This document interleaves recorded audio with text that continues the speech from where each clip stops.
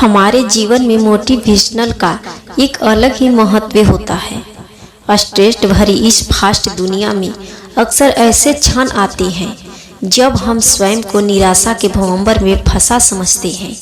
ऐसे में लगभग हर किसी को मोटिवेशन की ज़रूरत पड़ती है, चाहे वह किसी के बोले गए शब्द या कहीं लिखे गए वाक्य से हमें निराश के उस भंवर से बाहर निकालकर नए जोश का संचार करती है। आज के इस वीडियो के माध्यम से हम आपको एक कहानी सुनाने जा रही हूँ जिससे आपको सफल बना सकती है। एक समय की बात है, एक राज्य में एक प्रतापी राजा राज करता था। एक दिन उसके दरबार में एक विदेशी आगंतुक आया और उसने राजा को एक सुंदर पत्थर उपहार में दिया। राजा वह पत्थर देखकर बहुत प्रसन्न हुआ। उसने उस पत्थर से भगवान विष्णु की प्रतिमा का निर्माण कर उसे राज्य के मंदिर में स्थापित करने का निर्णय लिया और प्रतिमा निर्माण का कार्य राज्य के महामंत्री को सौंप दिया।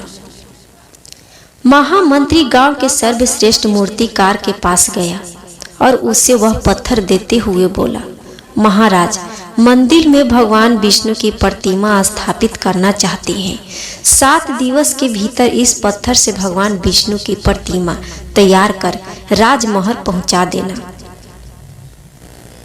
इसके लिए तुम्हें 50 स्वर्ण मुद्राएं दी जाएगी।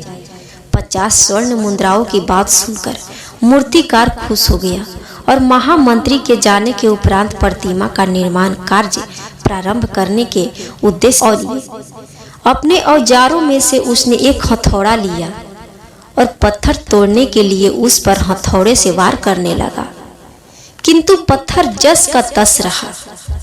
मूर्तिकार ने हथौड़े के कई वार पत्थर पर किए, किंतु पत्थर नहीं टूटा। 50 बार प्रयास करने के उपरांत मूर्तिकार ने अंतिम बार प्रयास करने के उद्देश्य से हथौड़ा उठाया, किंतु यह सोचकर हथौड़े पर प्रहार करने के पूर्व ही उसने हाथ खींच लिया कि जब 50 बार वार करने से पत्थर नहीं टूटा तो अब क्या टूटेगा। वह पत्थर लेकर वापस महामंत्री के पास गया और उसे यह कह वापस कर आया कि इस पत्थर को तोड़ना नामुमकिन है, इसीलिए इससे भगवान विष्णु की प्रतिमा नहीं बन सकती।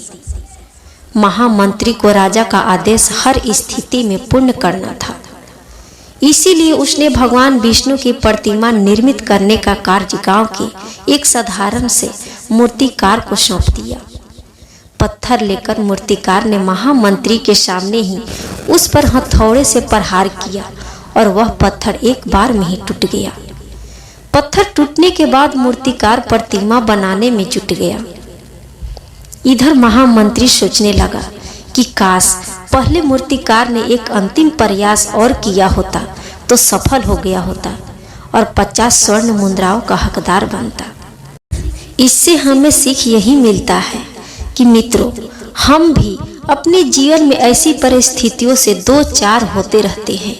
कई बार किसी कार्य को करने के पूर्व या किसी समस्या के सामने आने पर उसका निराकार करने के पूर्व ही हमारा आत्मविश्वास डगमगा जाता है और हम प्रयास किए बिना ही हार मान लेते हैं। कई बार हम 1-2 प्रयास में असफलता मिलने पर आगे प्रयास करना छोड़ देते हैं, जबकि हो सकता है कि कुछ प्रयास और करने पर कार्य पूर्ण हो जाता या समस्या का समाधान हो जाता। यदि जीवन में सफलता प्राप्त करनी है तो बार बार असफल होने पर भी तब तक प्रयास करना नहीं छोड़ना चाहिए जब तक सफलता नहीं मिल जाती। क्या पता जिस प्रयास को करने के पूर्व हम हाथ खींच ले वही हमारा अंतिम प्रयास और उसमें हमें कामयाबी प्राप्त हो जाए।